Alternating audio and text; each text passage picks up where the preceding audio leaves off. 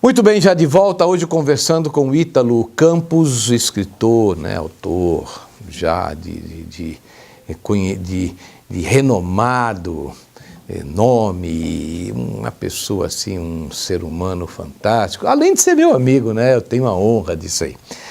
Dr. Ítalo, ele é psicanalista e nós estamos conversando hoje, você que ligou o televisor agora, sobre o ser humano, O ser humano é uma peça importante na sociedade e tal, mas é uma peça complexa, de difícil entendimento, difícil compreensão. O Ítalo é mais formado nessa área aí de entendimento do interior, do íntimo de cada cidadão. Bem, mas nós estávamos falando, e eu deixei no ar aí, antes dos comerciais, que eu acho que a sociedade está sendo degradada, acabada. O sexo já não é mais aquela coisa romântica, já é uma coisa que todo mundo faz, criança, jovem, não existe aquela sensação de novidade e tal, está virando coisa banal. E eu acho que isso está acabando com a família, está acabando com tudo. Qual a sua opinião, Ítalo? Carleto, obrigado pelo elogio. A psicanálise tem contribuições para pensar o mundo contemporâneo. A psicanálise conversa com a história, conversa com a sociologia, e é a partir da psicanálise que eu tento aqui, junto com você, contribuir para a gente pensar o mundo atual. E você é um pensador. As colocações que você fez mostram que nós estamos no mesmo nível. Não estou nem mais tão, como especialista da psicanálise, não temos esse dom maior.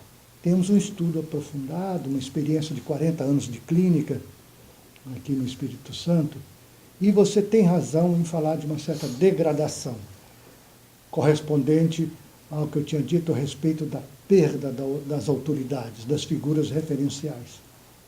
O sexo, que é, de um lado, aquilo que faz a continuidade da espécie. E lindo, né? Sexo é coisa linda, lógico. O sexo é algo que foi, como você disse, banalizado nos tempos atuais, e precisamos ter cuidado com isso, porque, ao mesmo tempo que ele é banalizado, por isso mesmo desvalorizado, e por isso mesmo pode ser abandonado por outras formas que podem ser muito estranhas dentro do contexto do ser humano.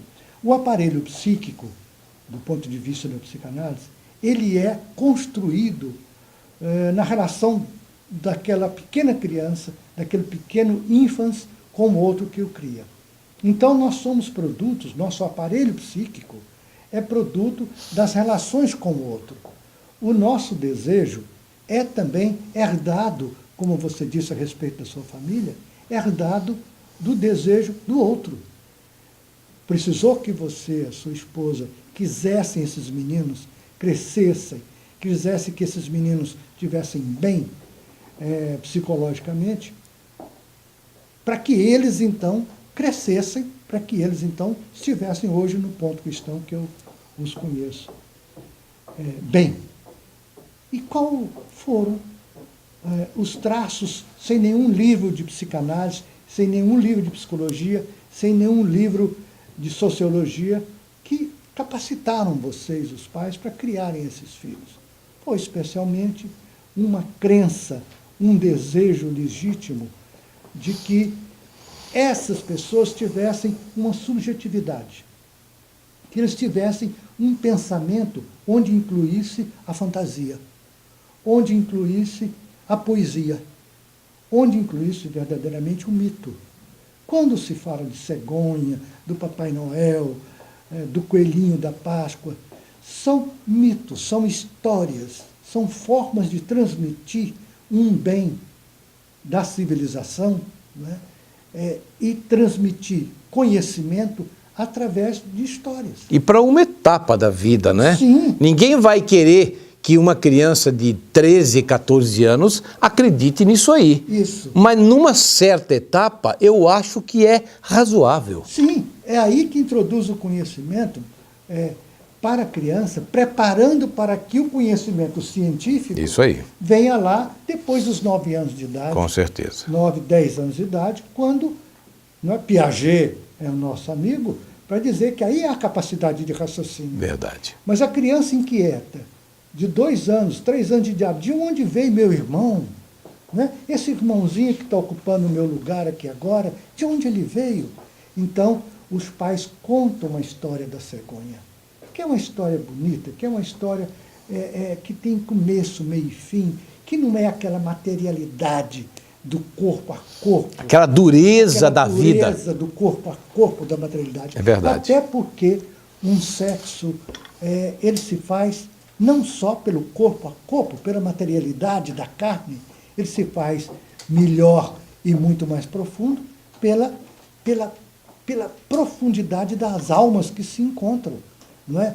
Quer dizer, o sexo, por isso, anda muito complicado, porque é um sexo comercial, um sexo banal, um sexo sem envolver fantasia, não é só uma descarga, ele não pode nem satisfazer o lado subjetivo. Com certeza. É só uma descarga. Com certeza. É como um vômito, não é? É como uma catarse sem produzir aí qualquer efeito subjetivo importante. Então, você tem razão. Não é?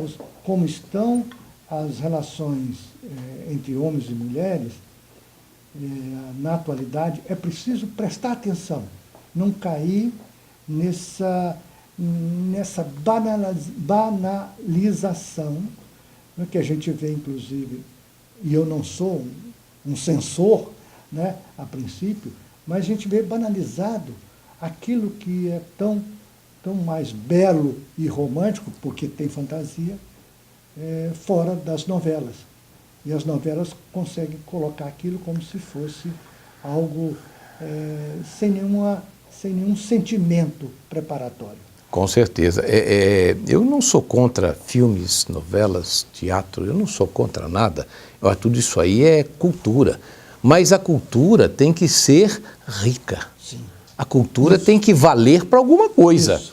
Quer dizer, eu usar um veículo como a televisão, um veículo poderosíssimo, usar a novela, outro veículo poderosíssimo, um filme, para ensinar traição, dentro da família, dentro do seu trabalho, dentro da sociedade, e ensinar o sexo, mas o sexo sem compromisso algum. Apenas homem e mulher, que para mais nada servem diante dessas histórias aí. Isso eu acho até perigoso para o desenvolvimento da nossa sociedade. Ítalo, me fale um pouco da psicanálise. O que você tem recebido no seu consultório? Qual é o maior problema hoje em dia?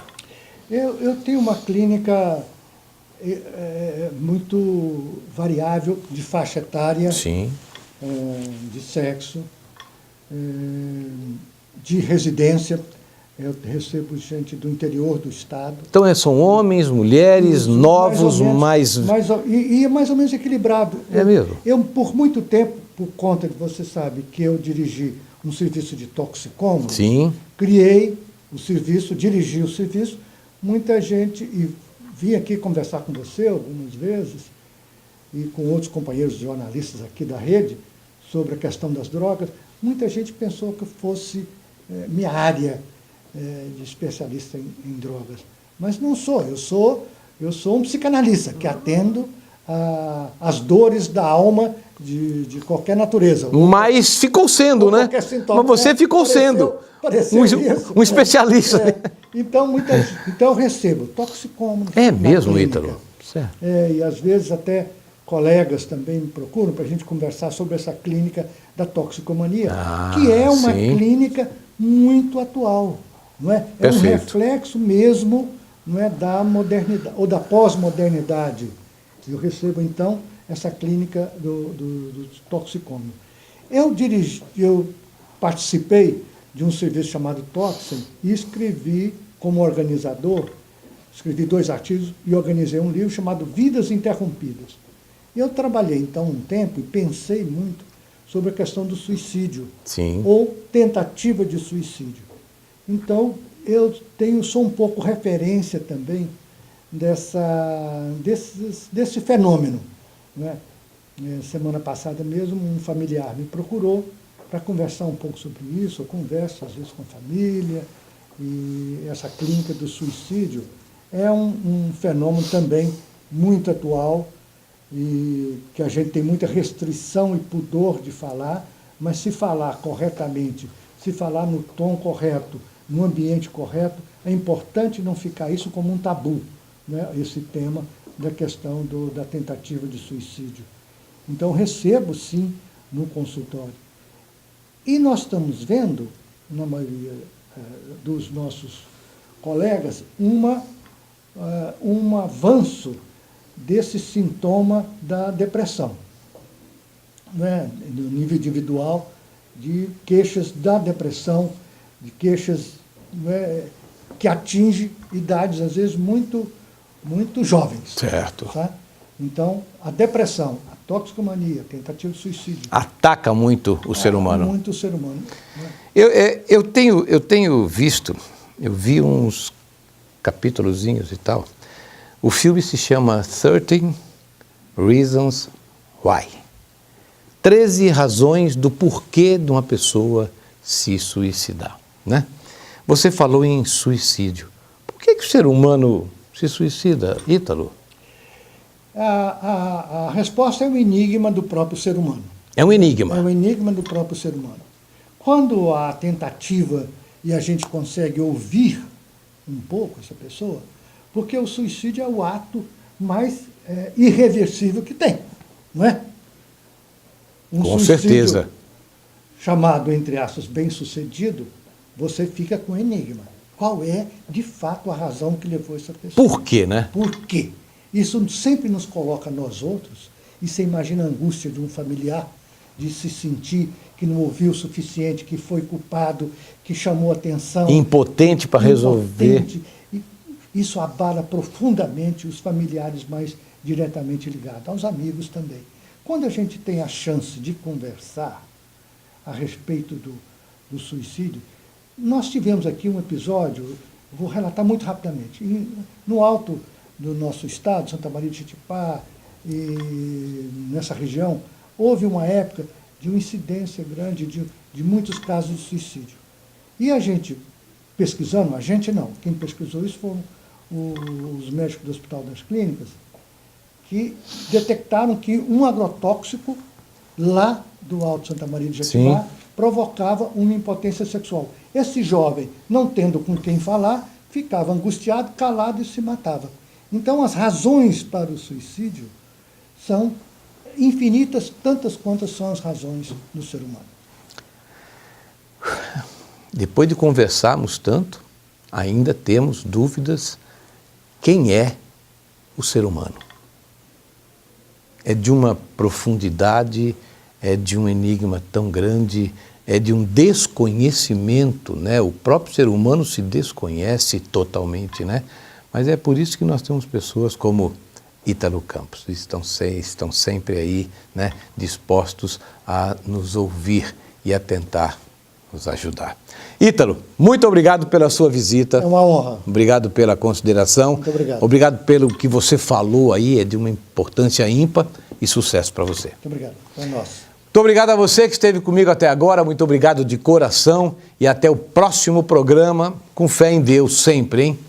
Até lá.